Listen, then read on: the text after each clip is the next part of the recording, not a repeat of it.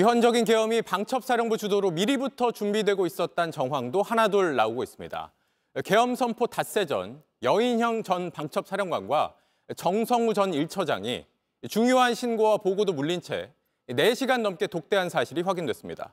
국방부는 두 사람을 직무 정지한 상태입니다. 이승환 기자입니다. 국방부는 계엄 선포 사흘 뒤인 지난 6일 여인형 전 방첩사령관을 직무 정지했습니다. 어제는 정성우 전 방첩사 1처장을 추가로 직무 정지해 분리 파견 조치했다고 밝혔습니다. JTBC 취재 결과 두 사람은 계엄 선포 닷새 전인 지난달 28일 4시간 넘게 독대한 것으로 확인됐습니다.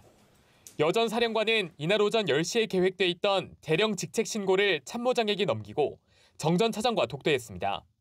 오전 10시 30분에 예정됐던 장성급 진급 인사 관련 보고도 무기한 연기했습니다.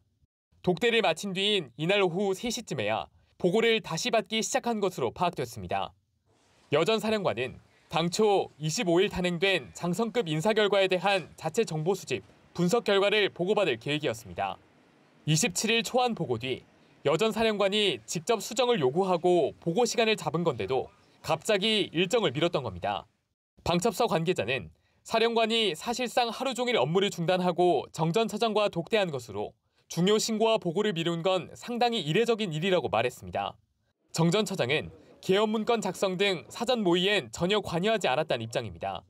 하지만 방첩사령부 사령관과 1처장이 계엄을 앞두고 장시간 독대한 사실이 드러나면서 계엄 당일 병력 동원 관련 논의를 한 것 아니냐는 의혹이 짙어지고 있습니다. JTBC 이승환입니다. 이와 함께 계엄군의 주축인 특수전사령부의 핵심 간부도 JTBC와의 인터뷰에서 곽종근 특전사령관을 겨냥한 폭로를 쏟아냈습니다. 계엄 당시 헬기 출동이 늦어지자 곽 사령관이 불같이 화를 냈고 국회에서 계엄 해제 요구안이 의견되는 순간엔 고개를 숙이며 괴로워했다는 겁니다. 곽 사령관은 야당 의원과의 인터뷰에서 계엄 발령 사실을 방송을 보고 뒤늦게 알았다고 말한 바가 있어서 논란이 예상됩니다. 이호진 기자입니다. 비상계엄이라는 상황은 언론 보도에서 문자를 딱 보면서 그때 최초 인지를 했습니다. 방송을 보고 계엄 사실을 처음 알았다는 곽종근 특전사령관. 하지만 정확한 인지 시점은 다소 오락가락합니다. 지금 제 기억으로는 한 20여 분 전쯤 됐던 것 같습니다. 그 전에 장관의 지시를 받아서 그때는 어떤 상황이 있을 거다라는 정도만 인식을 했고. 계엄을 미리 알았다는 건지 몰랐다는 건지 애매한 이 말. 특전사 간부는 이해할 수 없다고 했습니다. 제 마음에 안 드는 게 그 부분입니다. TV를 보고 알았다. 그거는 저는 좀 아니라고 보고 그렇지. 그 부분은 아닌데. 그러면서 곽 사령관이 계엄 군사작전을 강하게 독려했다고 증언했습니다. 계엄 당일 밤 특수작전항공단 헬기 출동은 30분 넘게 지연됐습니다. 그날 날씨가 별로 좋지가 않았습니다. 훈련 상황의 경우에는 그 정도 날씨면 캔슬이었습니다. 비상 대기는 시켜놨지만 계엄이란 걸 몰랐고 훈련으로 알았기 때문입니다. 사령관이 직접 운영하시는 헬기 부대가 있는데 작전이라고는 얘기 안 하고 훈련으로 미리 예령을 걸어놓은 거예요. 그러자 곽 사령관이 강하게 나무라며 헬기 부대 출동을 독촉했다고 말했습니다. 헬기가 늦어질 때 사령관들한테 엄청 화를 냈습니다. 결국 특전사 국회 도착이 늦어지면서 국회 점거가 어려워졌습니다. 새벽 1시쯤 계엄령 해제 결의안이 가결됐습니다.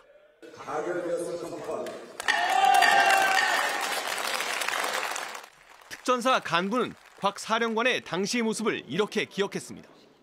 국회의장께서 의사봉을 3번 치는 딱 그 순간에 머리를 푹 숙이고 괴로워하는 그런 모습을 이제 봤습니다.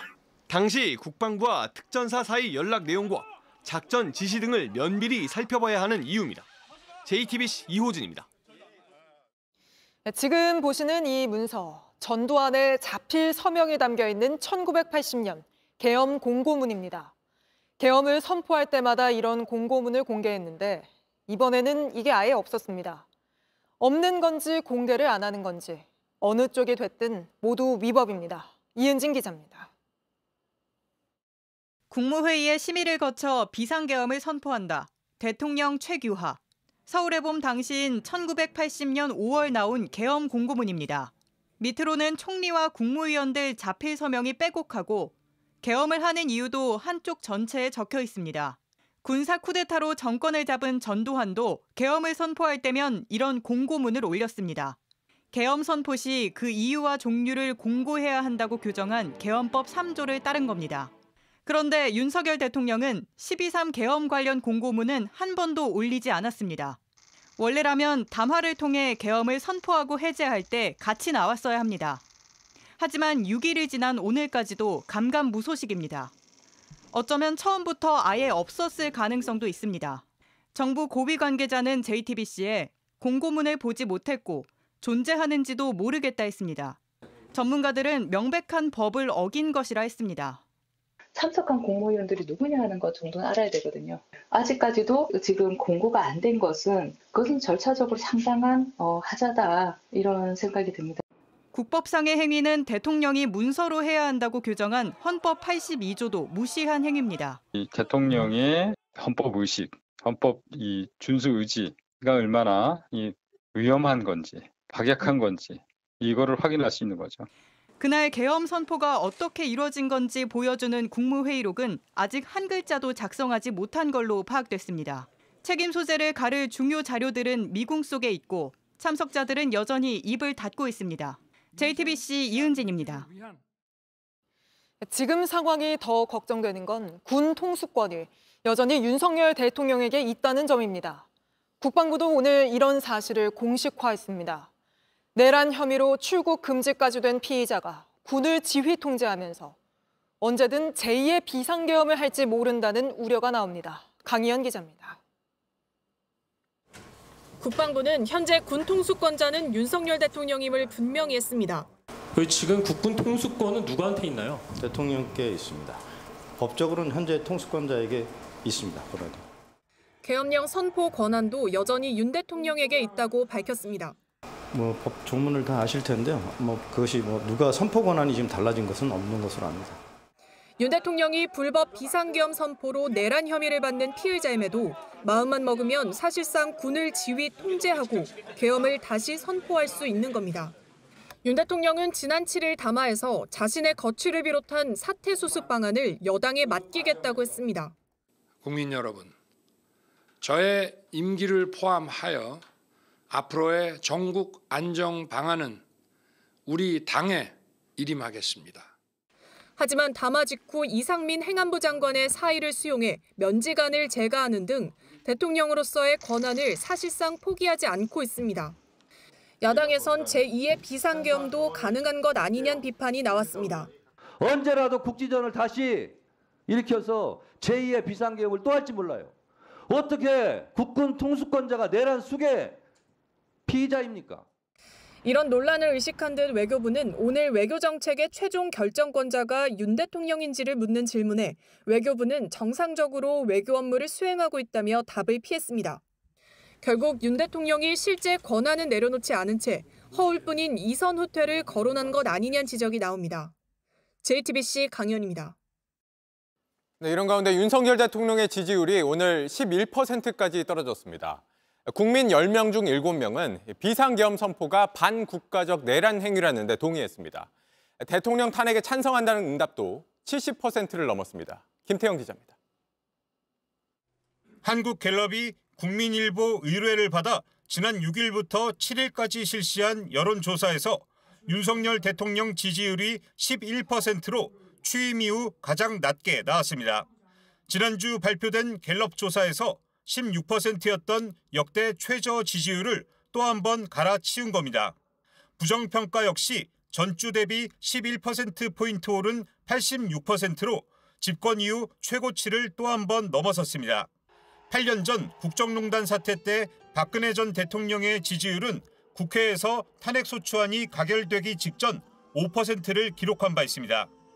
윤 대통령에 대한 지지율은 연령별로 60대 이상을 제외한 전 연령층에서 한 자릿수를 기록했습니다. 지역별로도 대구 경북 지역이 16%로 그나마 높았고 광주 전라 지역은 2%를 기록했습니다. 서울의 경우 지난주 20%에서 절반 수준인 11%로 급락했습니다. 자신의 정치 성향을 진보라 답한 응답자 중 2%만이 윤 대통령을 지지했고 중도 응답자 역시 8%에 그쳤습니다. 윤 대통령이 지난 3일 비상계엄을 선포한 것이 반국가적 내란 행위란 물음에 10명 중 7명은 공감한다고 답했습니다. 특히 비상계엄 선포 자체를 지지하지 않는다는 응답은 87%에 달했습니다. 야당이 윤 대통령의 탄핵을 계속해서 추진하겠다고 예고한 가운데 응답자의 74%가 탄핵에 찬성한다고 답했습니다. 반대한다는 응답은 23%로 집계됐습니다. JTBC 김태영입니다. JTBC 뉴스를 시청해 주신 여러분 고맙습니다. 저희는 저녁 6시 50분 뉴스룸에서 뵙겠습니다.